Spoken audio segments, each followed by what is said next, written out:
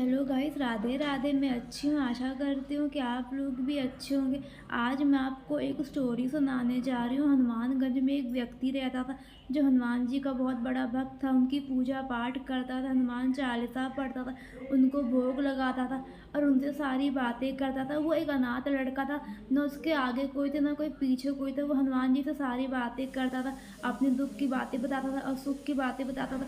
उसको ये सब बता के हनुमान जी को बड़ा अच्छा लगता था। उसके मन को बड़ी शांति मिलती थी, उसको समृद्धि मिलती थी, उसको ये सब करके बड़ा ही अच्छा लगता था। एक बार वो कहीं जा रहा था तो एक आदमी उससे मिला। कहा, तुम कहाँ जा रहे हो? तो उसने कहा, मैं मंदिर जा रहा हूँ, मैं हनुमान जी को याद करने जा रहा हूँ। फिर वो मंदिर गए, फिर वो हनुमान जी के ध्यान में रहा, फिर वो हनुमान जी की पूजा किया। जब उसने आंखें बंद की तो उसको लगा कि हनुमान जी उससे मदद मांग रहे। जब उसने आंखें खोली उसको लगा हो सकता है कि उसका वहम हो। फिर वो घर चला गया। जब वो घर चला गया तो उसको वो आदमी फिर से मिला। तो उसने पूछा कि तुम इतने दुखी क्यों लग रहे हो? उसने बोला, मुझे मुझे हनुमान जी दिखे, हनुमान जी मुझसे मदद मांग रहे। उसने कहा, वो तुम्हारा वहम होगा, हनुमान जी तुमसे क्यों मदद मांगेंगे? अगर उनको अपनी मदद करनी होगी तो वो अपनी मदद खुद ही नहीं कर लेंगे। वो संकट मोचन हनुमान जी हैं, वो महावीर हनुमान जी हैं, उन्हें किसी की मदद की जरूरत नहीं हुई है। अगर उनको अपनी मदद की जरूरत हो तो वो अपनी मदद खुद कर सकते। तुम ये सब मत सोचो, तो अपने घर जाओ, तुम खाना खाओ, तुम ये सब फालतू की बातें मत सोचो और तुम मन में शांति करो। जाओ तुम घर जाकर तुम हनुमान चालीसा पढ़ो। तो उसने ये सब करके वो घर चला गया। जब वो घर गया तो वो खाना खाया, फिर वो सो गया। जब वो सो गया तो फिर से उसे हनुमान जी दिखे। तो वो बड़ा विचलित हो गया, बड़ा दुखी हो गया। तो वो कल सुबह पंचायत बुलाया।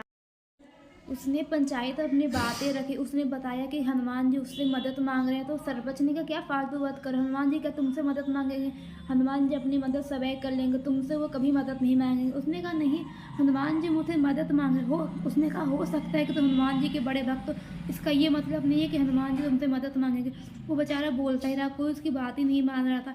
फिर सरपंच ने पंचायत बंद कर दी। उसने कहा, तुम मेरा पेड़ नहीं काटोगे, ये मेरा आखिरी उद्देश्य है। बेचारा विचलित हो गया। फिर वो रास्ते में चल रहा था तो फिर एक आदमी पीछे से कहा, तुम चिंता मत करो, तुम बेअतीब में सोच रहे हो कि हनुमान जी तुमसे मदद मांग रहे हैं। उसने कहा, नहीं, हनुमान जी मुझसे मदद मांग रहे हैं, मेरा मन बहुत विचलित हो रहा है। फिर वो घर चला गया। वो सोच रहा था, मैं कैसे हनुमान जी की मदद करूँ, मैं कैसे वो पेड़ काटूँ जैसे हनुमान जी बेचारे। वो सोने जा रहा था, वो सो नहीं पा रहा था, वो चैन की नींद नहीं सो पा रहा था क्योंकि उसको बाबा सपने में हनुमान जी दिख रहे थे। हनुमान जी उसे रस्सी से बंधे हुए देख रहा था। तो फिर वो आदमी वहाँ पे चला गया, वो पेड़ काटने लगा। तो सरपंच जी का एक आदमी देख लिया तो उसने सरपंच जी को बता दिया।